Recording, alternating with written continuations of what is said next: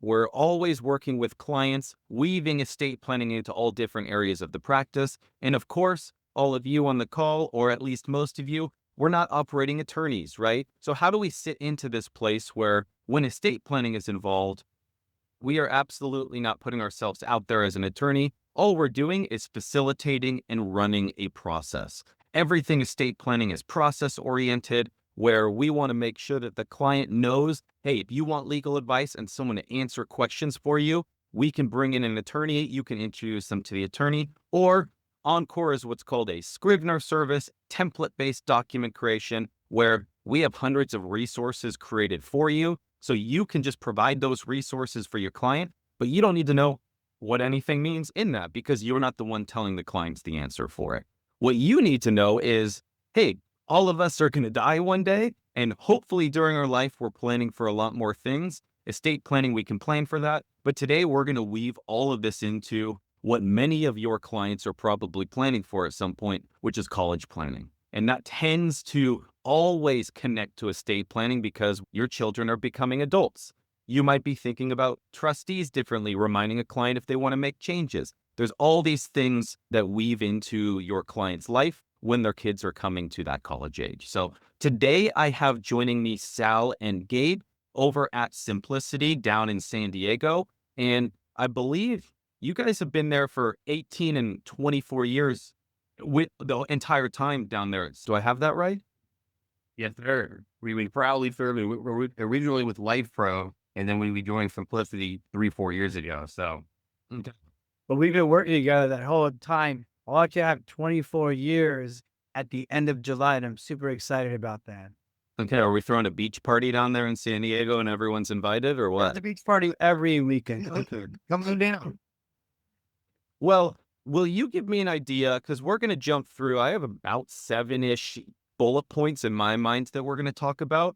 But this call is made to just be conversational, bringing up examples about something that you guys have done for many years, which is helping an advisor bring up college planning for clients. And then now that we've gotten to know each other and you've seen even way before Encore clients' lives with their estate planning, can you talk about how did you first discover college planning working as bringing in new clients? And we can start there. When did this idea even come up for how you worked with advisors?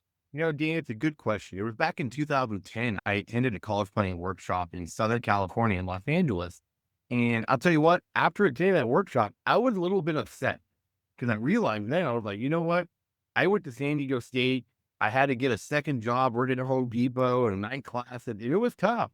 But if I would have known what I knew now, I could have gone to Point Loma, USC, any of the great private schools and paid less than I would for what I did for San Diego State.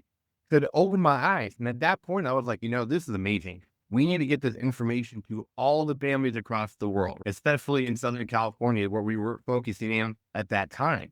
So it was back in 2010 where I made it my mission to we want to empower families how to get their kids into school while paying state school prices. So that's what kind of led us to that journey, just the opportunity. So many families don't realize, paying for college, it's like buying a car. Nobody buys sticker price, right? When you buy a car, you don't buy the MSRP, you negotiate that down. But so many families don't realize you can do that for college. So when we started learning about that, we empowered our agents and our families. You know what?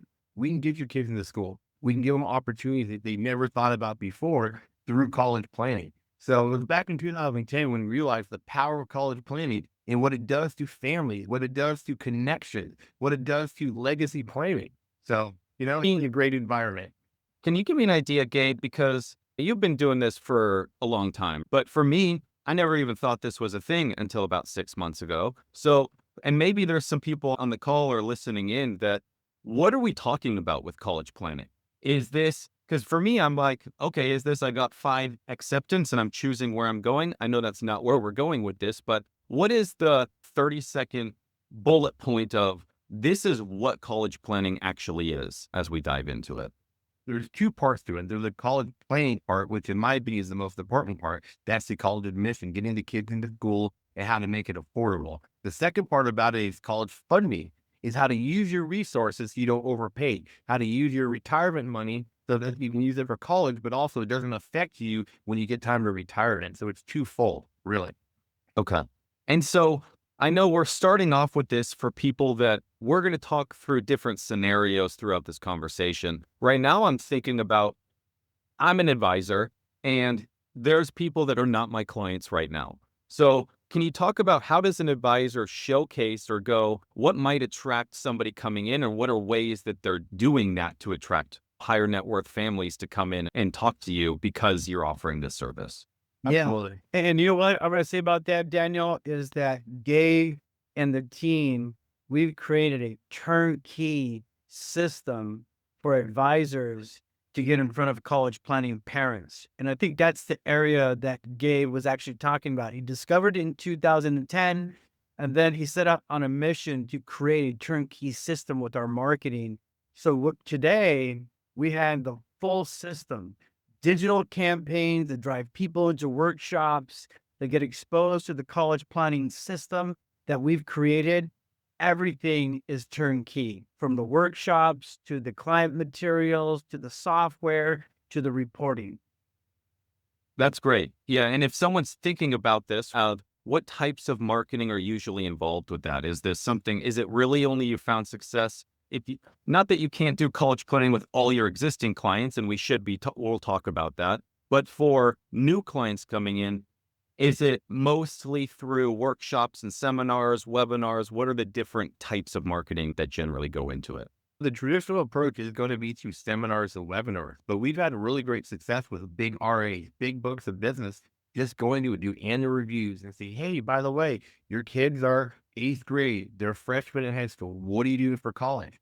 The traditional line is a 529. And I'll tell you what, 529 is a fabulous product, but it's not a plan.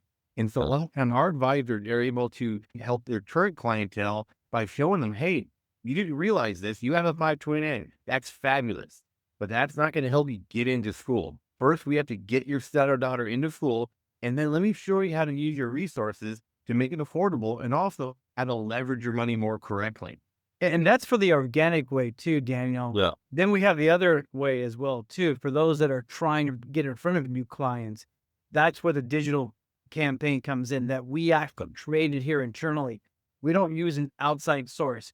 It is all built in here within Simplicity. So the actual price compared to a typical workshop when you use a third party, where they're going to charge you literally thousands and thousands and thousands, we have been able to reduce that to a price that's almost insignificant to what we're putting in front of you.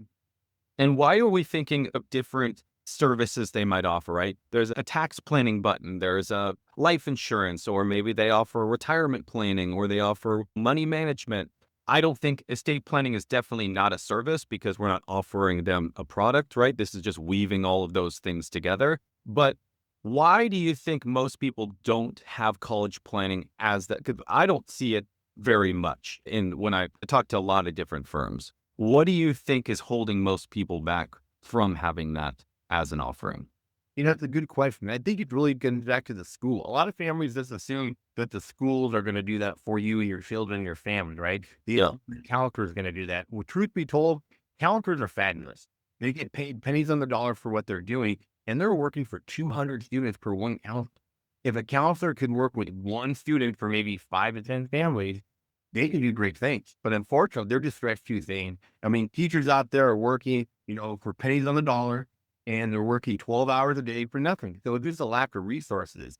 The Princeton Review did a study, been about 5-6 years, and it takes anywhere from a family that knows nothing about college planning, 4 to 6 weeks just to do the school selection. So think about that. You got a family that you want what's best for their son and daughter. They're going to spend all the time and money and resources they can, what they can afford for that matter. They're going to give up 4 to 6 weeks of vacation just to pick the schools out, right? Meanwhile, they're giving up all their memories, cherished moments, all the fun stuff that we work for our families or kids. Meanwhile, they could pay our team, a little bit of a fee, and they'll get their kids into school. We partner up with some of the best service centers in the country that all they focus on is getting kids into school. So what I like about our program is it's really predicated around financial planners. That one, we don't want you to be the guru of college planning. We want you to be a financial planner. We want you to outsource it using our team and our model, the college planning. You're going to have a team that's going to get the kids into college. They have a success record of doing it. And then when it transitions back to you, We help you on the college funding side. Therefore, when you get involved with the family, you're not fishing anymore. You're not going to the ocean hoping you get a bite. You're catching. You're throwing your bait in a pond that's stocked with big 20, 30-pound trout out there. And that's what our program does. It allows your advisors to spend more time with families they can help with. Now, they can help with the call, get the kids into school and all that kind of fun stuff. But you know what? Their focus should be on doing what they do best, forming connections and being a financial planner.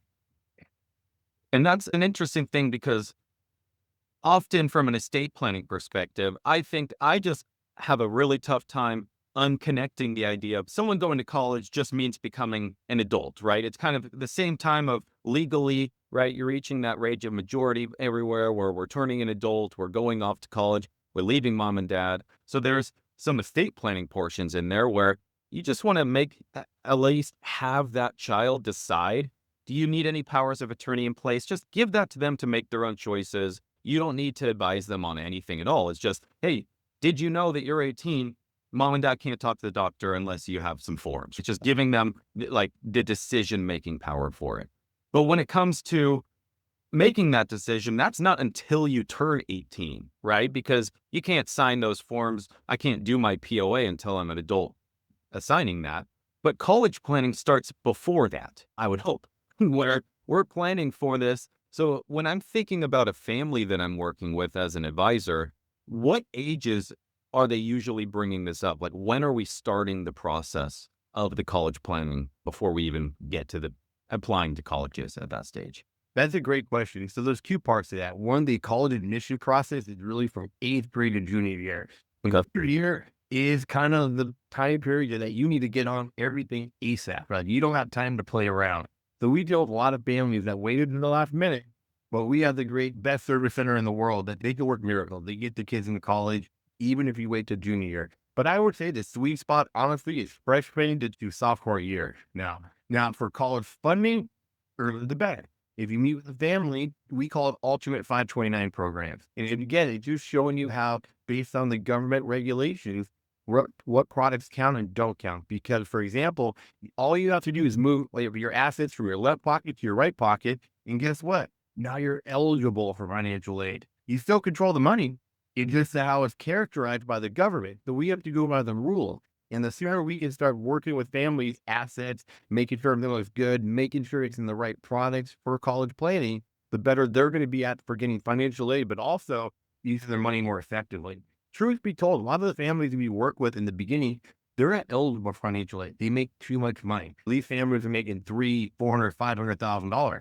But you know what? After they work with us and our college planners, now all of a sudden, now they're eligible for financial aid. Now they're going to top tier schools and they don't have to come out of pocket because they realize, oh my God, the government's going to give me $100,000 of free money. And that's always the problem with the 529. 529s are absolutely perfect. But if you get into a top college and you get let's say a financial aid award, right? Your EFC is looking good, your SAI looking good. But if you have a 529, the school will say, okay, you know what, Daniel, you have to use that 529 first before we'll give you any of our money. Well, that kind of hurts a little bit. Whereas if you follow our plan, you know what? They're going to give you their money, use their money first, and whatever is left over, then we can go to our plan too. So the way to leverage other people's money more effectively, and we're following the government program, the government rules and regulations. Okay. And I know we'll come back to the end about some more simplicity specific things, but as a break point in this webinar, what people are listening and hopefully we're hearing about, yeah, probably should be college planning or at least bringing it up to a client. Not everyone's going to choose to fully embed it, but for anybody listening, what's just one little thing that would probably provide value to my clients? What would you say are a couple little bullet points of, if I'm going to bring this into my firm, what's a really practical thing? If I'm not going to even not do the whole college planning process for them or partner with Simplicity, but what are just a couple things that I can go, hey, I should be thinking about these things because I might not be ready today, but I can still point my clients in a direction that would help them out. I would say it's two parts. One would be getting the kids into school, actually getting families like an opportunity to get their kids into top tier schools. And second is how to use your money more effectively. I tell people when I went to college, I took out student loans. I worked 2 jobs. It was tough, but I did it. And, you know, I had my little diploma and I was proud to pay $40,000, $50,000 in loans for my diploma. I was super proud of it. But again, if I would have known what I know now, that $50,000 would just gone. The college didn't send me a card or say thank you for your money or anything. Yep. Got my diploma. But now with our approach today, I would still have that $50,000 earning a full rate of return that I could use to buy a second property, to pay for my girl to go to college, or to, you know what, to supplement my retirement. So it's the leverage. It's how to use your money more effectively. And I think when we're talking to families as advisors, that's what they're looking for. They're looking for things that are different, that are going to bring real value to their practice. And tell you, you have a client, you know, that's making $300,000, $500,000 a year. You know, hey, you're going to pay for college. But guess what? We're going to use that money. We're going to leverage it. We're going to get a rate of return, and we're going to use that for your future retirement. And it's going to come out tax-free. It's a game changer. It is different than what other advisors are talking about, which is only a 529. And is that something, because as I'm learning as we talk through this, so everybody on the call, I'm no college planner at all. In fact, I paid way too much for my student loans for everything. But going through this, who are the clients that get attracted to talk to an advisor about this? Will you talk to me about what's the typical person that actually usually says, yep, I'd love to talk to you about that? Will you give us an idea of like just general, like what do they look like and like the asset range? Because is it somebody that's really $50,000 a year household? Is there enough room in the budget to actually do effective planning? Or is it someone you need to be at a certain tier that this makes sense to start planning for? We changed the marketing of our college planning program probably about 15 years ago, whereas everyone was going after the low-hanging fruit, which is the financial aid families. But we realized there's not a lot of opportunity for financial planning, and frankly, they're very hard to deal with. And those are the under $100,000 families out there, right? Yeah. We really tailored it to be families that make too much money. They didn't realize that moving their assets around, they get financial aid. So we're talking about 300,000, 400,000, 500,000 households. And by fueling our approach, one, to get the kids into school, two, they have control of their assets. They're not overspending, but more importantly, they have that for retirement. You know, when I think about college planning as the opportunity, everybody in the financial services industry is going after the baby boomers, right? And we know the numbers. It's a declining number. There's about 4 million to 6 million baby boomers every year retiring. And everybody with a life insurance, RIA, broker dealer, life coaches, every acronym out there in financial planning, that's who they're going after. Meanwhile, we have over 20 million students graduating every year, and maybe a few 10 to a couple hundred real college planners is there to help them. So when we look at opportunity, think about that. Everyone's going after this book of business. It's a declining number. Meanwhile, more kids every year going to college, more affluent families. They want their kids to go to college. They want to go to the Pepperdines. They want to go to USCs. They want to go to the Stanfords, the Yales. And these are the opportunities that college planning gives them. It's like, you know what? We can get your kid into those colleges, and we're going to show you how to use your assets more effectively. That's the opportunity. So what I'm hearing from you is if I'm going to offer college planning, the types of clients that it makes sense for is one, if I'm going to a community college here, which I did a year of community college, so I'm probably not doing college planning for the funding portion of that. But if I'm planning to go to a school where I'm going to be spending 30, 50, 70 plus $1,000 a year, those are the families that are going to be attracted into that. And even if it's a family that maybe today isn't the highest net worth, well, they were getting educated at the top schools in the country. That's kind of the pathway that we're going for. So in my mind, what you're saying, Gabe, is if I'm going to go out and attract new clients through this, I can expect to find people in the higher that will actually take me up on it, people that are in the higher income brackets, because they're going to have the income to actually put money aside, start the funding process. Not so much in your mind, the people who are on all the financial aid, because there's already other opportunities through different grants and funding and scholarships for them. I can even add, you know, that a lot of the families you work with are executives. They come from Google, all over Tesla, lawyers, attorneys, and everything. And here's the common denominator. None of those families would have gone to a financial planning workshop. They wouldn't have gone to a Social Security. They wouldn't have gone to any other workshop because, frankly, in their mind, they're the smartest people in the world, right? And heaven forbid someone helps them on their finance. We know who those people are. They're great. They're gurus in their industry. But here's the common denominator. They all love their children. And so they came to a college planning workshop because they wanted to help their kids getting to school. They didn't care about making it affordable. Frankly, for them to write $200,000 in tuition is like me pulling out $20 out of my pocket, right? But again, they would give the shirt off their back to get their kids into school, to give them the opportunity. And that allows the college planner the opportunity to build a relationship and say, hey, by the way, let me show you how you can effectively pay for school. So it's an opportunity that they get. One, the family get their kids into school, and now they're like, oh, thank you, Sal. I didn't realize all these great stuff. And Sal says, hey, can I show you how to use your money more effectively? It opens the door. Whereas if that was a Social Security workshop or any other workshop out there, they wouldn't have showed up because they have too much money. So this is a way to attract high affluent families that wouldn't go to any other workshop except for college planning because they love their children. And that makes sense because usually when I hear different marketing campaigns, or especially in the seminar webinar world, it's all about taxes and retirement or estate planning or financial planning, retirement planning, all these things. So what we're talking about here is just another avenue to get to the families that they're not worried about those things. I'll add one more thing. I think the reason why college planning and Encore work so well together because it connects the dots, right? Because at the end of the day, it's about love. If you think about a family that buys a estate plan, it's because they love their family, right? And they want what's best for them when they're not around. They want to make sure the government doesn't take everything from their kids, right? So it's predicated on the love. A family's not going to set up an estate plan if they hate their family. Let's be honest. Probably not our ideal clientele, right? Same with college planning. A family's not going to set up anything where they're going to spend money and do all the resources for their kids if they hate their family. But if they love their family and they're a good dad, a good mom, I mean, I'm speaking from experience. I do whatever I can for my girls. It's my premise. I'm not going to live to be 200 years old. I'm not going to be like Abraham or Moses. Unfortunately, I don't live off manna. But you know what? What my time here is, I want to make sure my girls have a better life than I did. And we all know that they have to have an estate plan. That's no question of that. I don't trust the government. We need to be in a position that we control our families. And two, we need our kids to go to college. I don't care what anyone says. That's the best opportunity to protect their assets and their family with you guys. That's why we connect so well. That's why we connect the dots, and I think it's a perfect symbiotic relationship. Yeah. And Gabe, you, me, and Sal were chatting a little bit earlier too. And I think it connects even more to people are going to go to college, whether they college plan or not, right? Like it's just, am I going to do it effectively? And it's the same thing of how I always think about estate planning.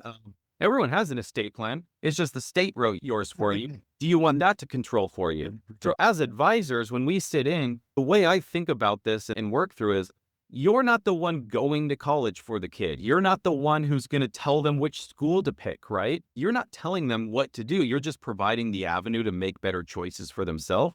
And it's the same thing with estate planning. I'm sitting there in a place of trust where I don't need to be an expert on the differences between Yale and Harvard.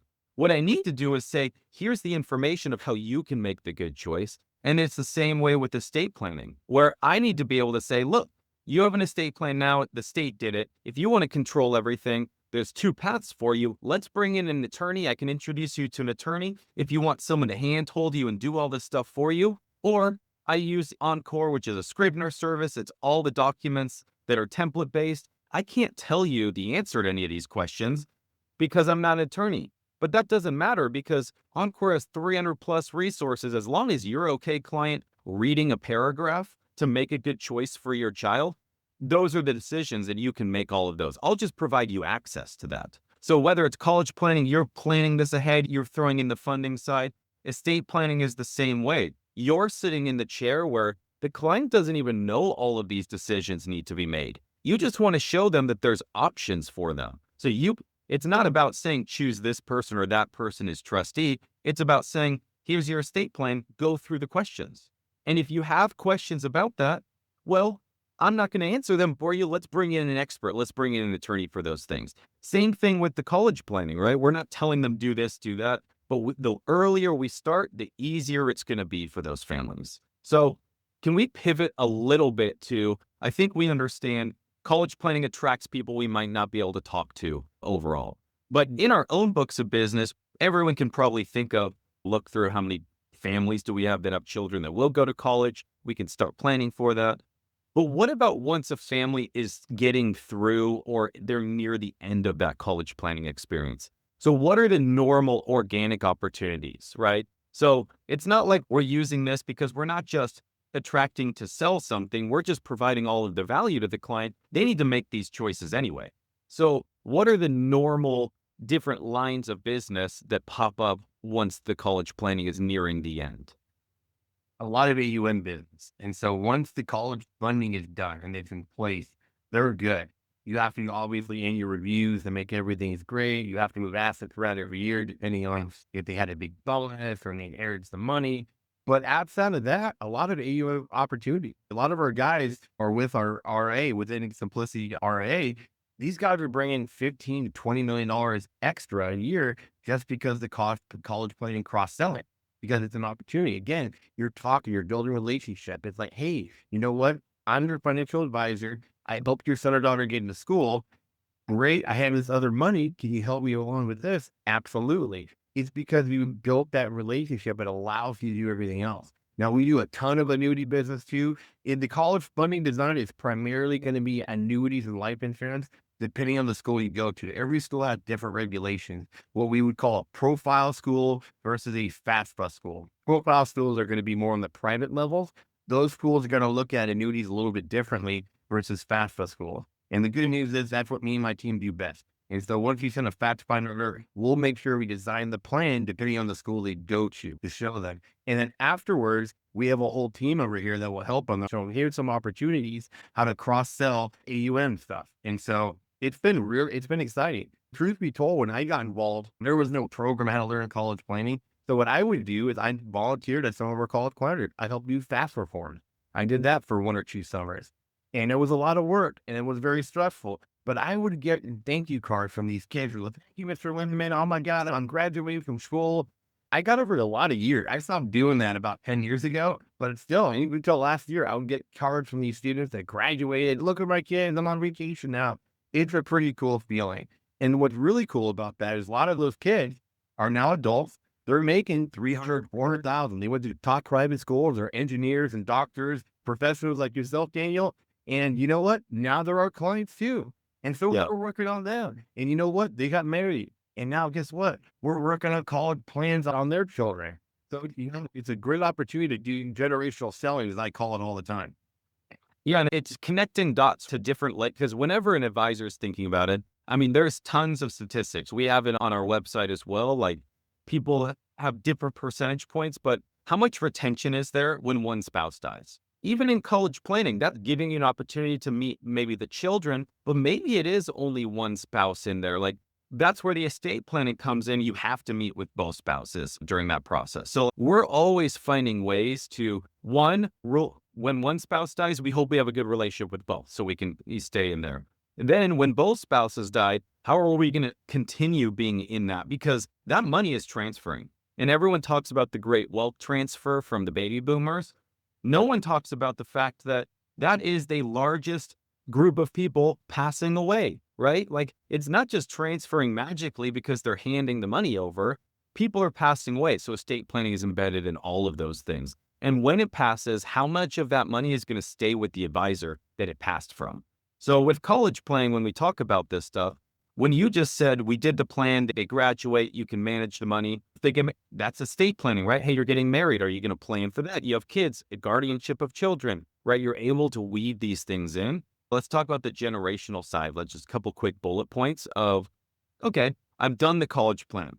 I'm done, right? Like, great, we worked with them from sophomore year till graduating. Now, when we go down through that, what are you generally reaching out to the child? Is that part of my drip system? Is it something I just keep the relationship with the parents? Like, how are we weaving through those different relationships? I'll answer that, but real quick, Prudential did a study a couple of years ago, and that said that one of the biggest missed opportunities is on the wives, on the spouses, that financial advisors only focus on the husbands.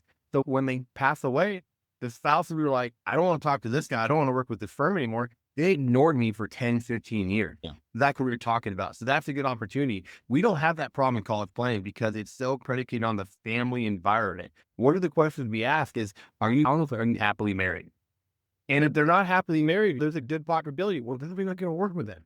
Or if they're divorced, if they don't get along and their number one focus is on the children, again, we don't want to work with them. We're not going to be counselors. So I think what we have a lot of similarities is the fact that it's predicated on the family. And when you do the whole family together, you don't have to worry about the spouse leaving you when their partner passes away. because it's predicated on love. You gave everyone the same respect at day one. Now, to answer your question is, when we work on these students, we do annual reviews, but also graduation calendars. So in our marketing, we teach her, you want to be the first person to congratulate that student when they graduate, right? You want to send them a case of wine or whatever or something, because when they graduate, that's a big deal. That's a huge deal. They followed your plan. You were their person, right? You're their trusted guide. So we always teach them a bottle of champagne. You want to be out there. So that way, when they join their first career, when they're making that good money, they're going to go to you. You're going to be the only person that helped their family with the college planning, college funding, but now you're their financial planner. Moving forward, in the beginning, let's be honest, they're not going to be big hits. They're going to be like $5,000 IRA contributions. And how do I set up my 401k? How do you do my Roth? But who cares? These are families that are making now $300,000. And you're going to invest with this family for the next 20 to 30 years. You know how much money you had to spend to get that money or how to get that family? Zero. You have to spend no money. This is recurring revenue that you're getting from earning from the first family. And now you're going to work on the children. And ultimately, you're going to work on the grandchildren on their college funding plan.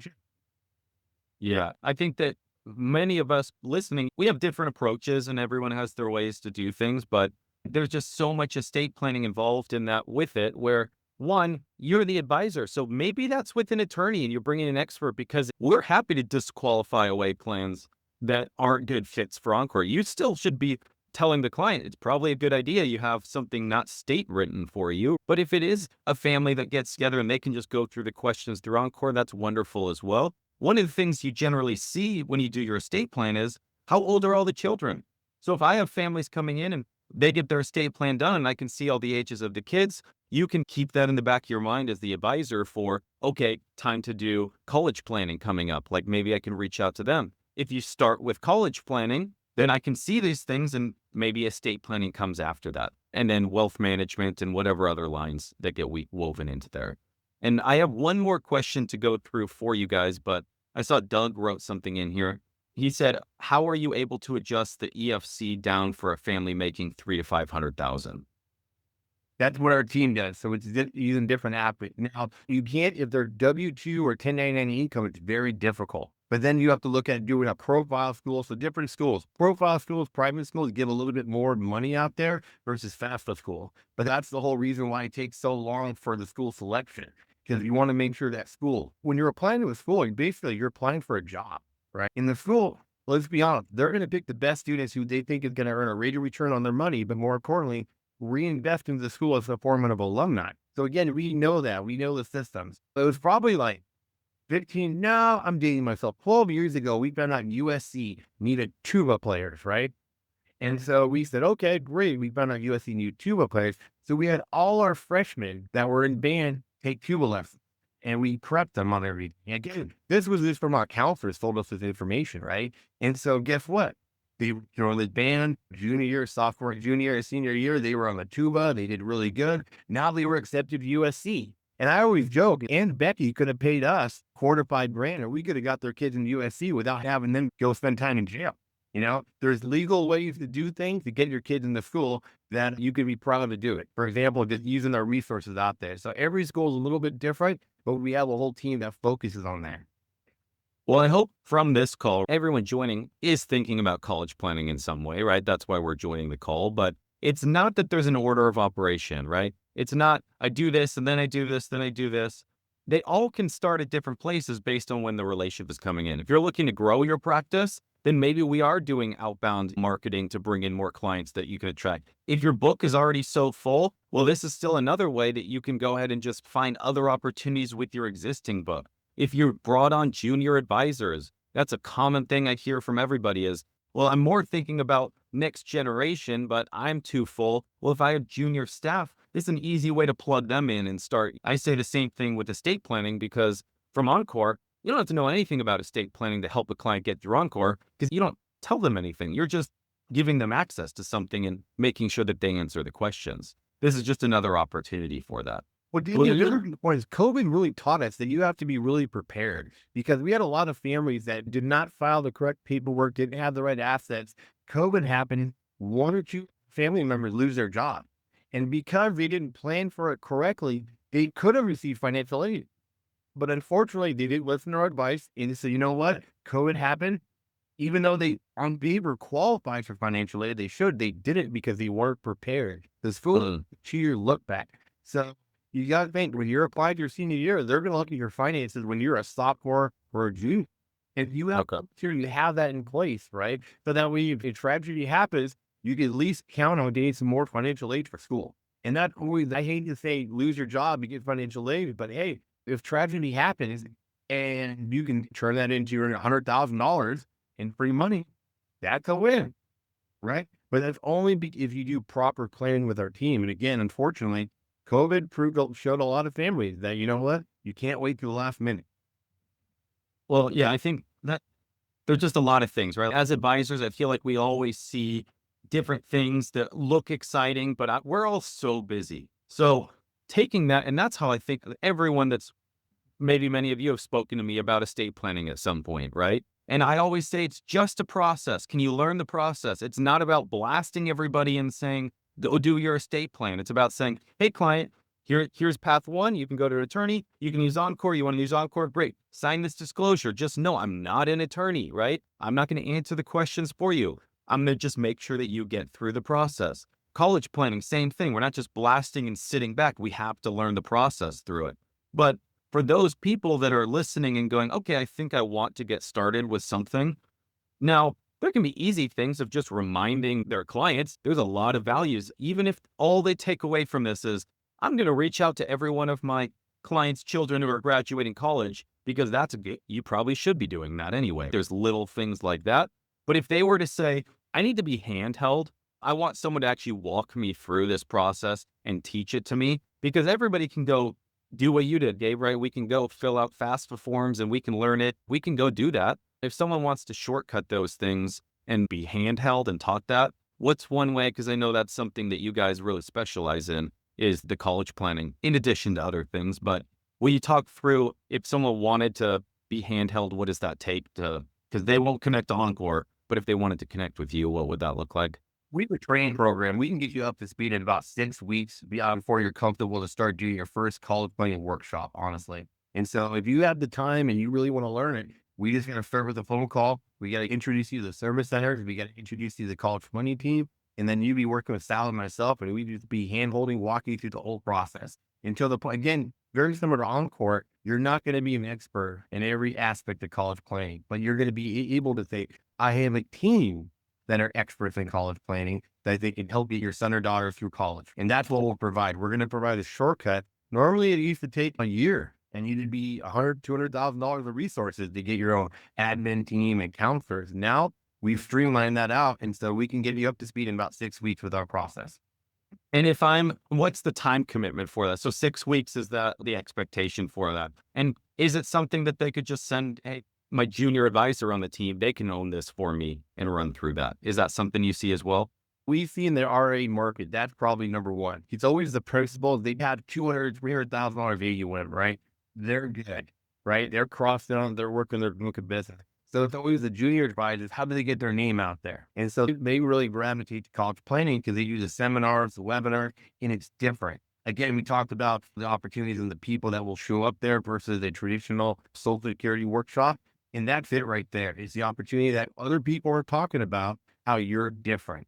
And so that's why the junior advisors love it. Well, I appreciate that, because in my mind, just kind of as we get down closing things out here, there's a lot of things going on, right? Advisors are always talking about fee suppression, right? How do I value that? We're looking at AI taking things over, right? And that's where, as an advisor, the number one thing you own is the relationship.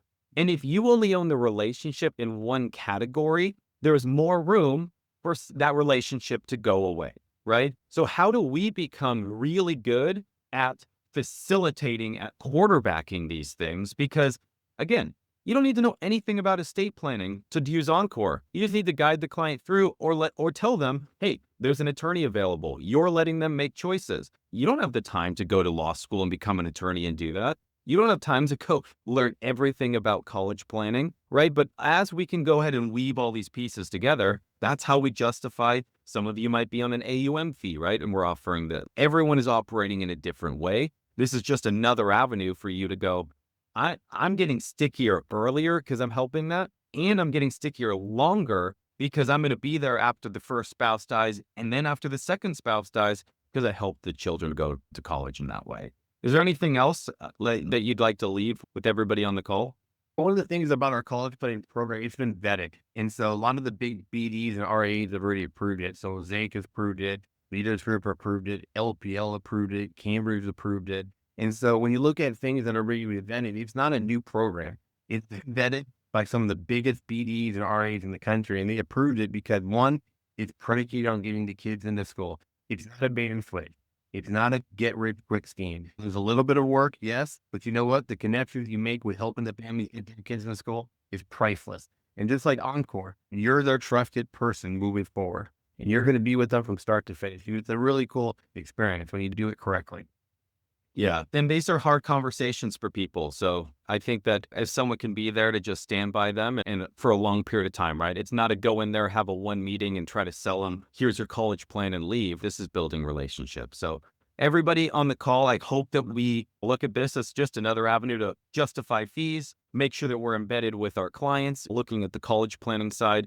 Estate planning, again, we're not attorneys. We are not out there selling estate plans, charging for wills and trusts. We just are providing access, and then our planning fees and our time is the only thing that's ever compensated there. So just make sure that we're out there not misleading any clients in any sort of way. When we're marketing, we want to do it effectively and always following whatever our compliance departments are doing. So if you'd like to connect with Sal and Gabe, we'll be getting emails out there so that everybody can know exactly where to go. You can always reach out to Encore. I think many of us already have accounts, so feel free to reach out to us to look at, hey, what are other opportunities at different ages of a client that may be an estate plan that may be a good fit? So Sal, Gabe, I really appreciate your time as always.